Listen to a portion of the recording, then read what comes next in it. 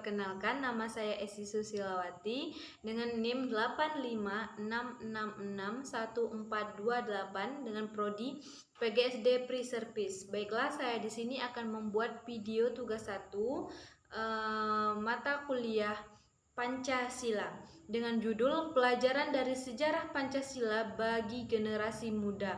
Yang saya ambil yaitu proses lahirnya Pancasila, BPUPKI, Piagam Jakarta, dan PPKI.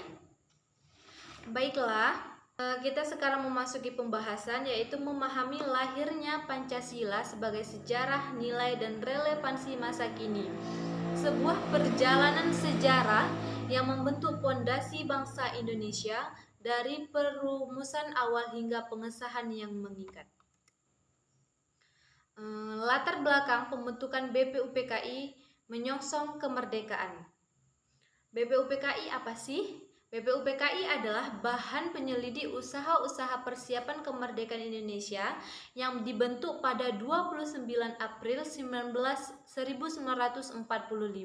sebagai janji kemerdekaan dari Jepang. Pembentukan ini menandai tahap awal dan sangat penting dalam penentuan dasar negara.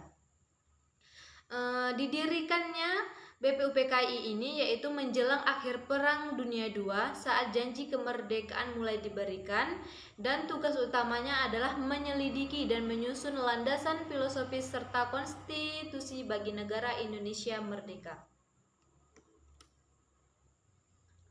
Peran penting BPUPKI dalam merumuskan dasar negara. Dalam sidang BPUPKI, para pendiri bangsa saling berdiskusi, bekerja sama untuk mencari titik temu mengenai ideologi fundamental yang akan menopang Indonesia merdeka. Inilah saat di mana gagasan Pancasila pertama kali dicetuskan.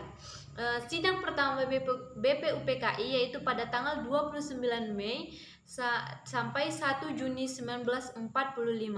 Penyampaian pandangan tentang dasar negara oleh tokoh-tokoh seperti Muhammad Yamin, Supomo, Soekarno, dan tokoh-tokoh lainnya. Soekarno menyampaikan pidato lahirnya Pancasila pada 1 Juni 1945. Kemudian pembentukan Panitia 9 pada bulan Juni 1945 dibentuk untuk merumuskan ulang 5 sila dasar negara berdasarkan pandangan-pandangan yang telah disampaikan. Sidang kedua BPUPKI yaitu pada tanggal 10 sampai 17 Juli 1945, pembahasan hasil rumusan dasar negara termasuk Piagam Jakarta, Rancangan Undang-Undang Dasar Negara Republik Indonesia. Piagam Jakarta, kompromi dan semangat persatuan. Piagam Jakarta adalah hasil kerja Panitia 9. Dokumen ini merupakan jembatan kompromi yang vital, mencerminkan semangat musyawarah untuk mufakat di antara para pendiri bangsa.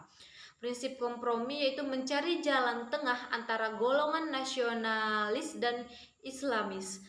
Kemudian yaitu ada semangat toleransi, kesediaan untuk mengubah 7 kata di sila pertama demi keutuhan bangsa. Perubahan krusial 7 kata dengan kewajiban menjalankan syariat Islam bagi pemeluk-pemeluknya. Di sila pertama dihilangkan. Perubahan ini dilakukan pada tanggal 18 Agustus 1945 menunjukkan prioritas pada persatuan bangsa di atas kepentingan golongan. Selanjutnya itu pembentukan PPKI, mengesahkan Pancasila dan Undang-Undang Dasar 1945. Penggantian BPUPKI. Setelah BPUPKI dibubarkan, Panitia Persiapan Kemerdekaan Indonesia PPKI dibentuk pada tanggal 7 Agustus 1945 dengan tugas mempersiapkan segala sesuatu yang menyangkut kemerdekaan. Sidang pengesahan yaitu pada tanggal 18 Agustus 1945, sehari setelah proklamasi, PPKI mengadakan sidang pertama yang menghasilkan 3 keputusan penting. 3 keputusan kunci tersebut yaitu pertama, ada mengesahkan Undang-Undang Dasar 1945. Yang kedua, menetapkan Pancasila sebagai dasar negara, termasuk dalam pembukaan Undang-Undang Dasar 1945. Dan yang ketiga, terakhir, yaitu memilih Soekarno dan Muhammad Hatta sebagai presiden dan wakil presiden. Nilai-nilai yang tercermin dalam proses kelahiran Pancasila, yaitu proses perumusan Pancasila yang cerminan praktik nyata dari nilai-nilai kebangsaan yang patut diteladani. Yang pertama yaitu ada musyawarah mufakat, yaitu keputusan krusial diambil melalui diskusi mendalam untuk mencapai kesepakatan bersama, bukan dominasi masyarakat. Kedua, persatuan dan kesatuan. Para pendiri bangsa mengedepankan kepentingan seluruh rakyat Indonesia di atas kepentingan pribadi atau golongan. Yang ketiga, kearifan dan kebijaksanaan.